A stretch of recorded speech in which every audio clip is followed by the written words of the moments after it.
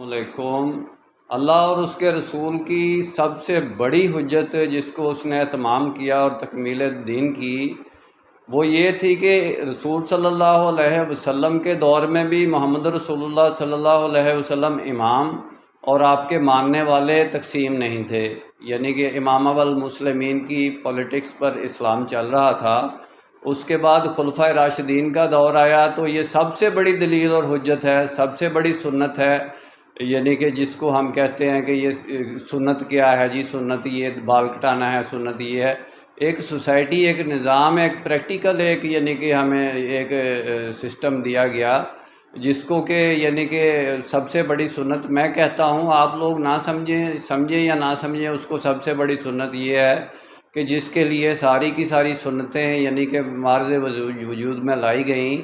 اس سنت کو پورا کرنے کے لیے، جس سنت کو اللہ تعالیٰ چاہتا تھا کہ میں پوری دنیا پر ادیان باطلہ پر غالب کر دوں، تو وہ تو ہو چکا۔ اب اس سنت کی اتمام کے بعد ہمارے پاس کیا یعنی کہ گنجائش رہ جاتی ہے کہ اسلامک ورلڈ تقسیم رہے۔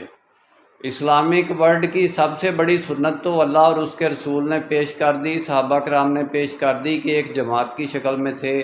ایک امت کی شکل میں تھے، تو پھر اس کو تقسیم امت کی شکل میں یعنی کہ یہ بدعت ہے، یہ سب سے بڑی بدعت ہے کہ ایک جماعت کی شکل میں ہم نہ ہوں اور تقسیم امت کی شکل میں ہوں، اور کہیں ہم یہ کہ ہم حق پر ہیں اور ہمارا راستہ سیدھا ہے، ہم اپنا نظریہ رکھتے ہیں،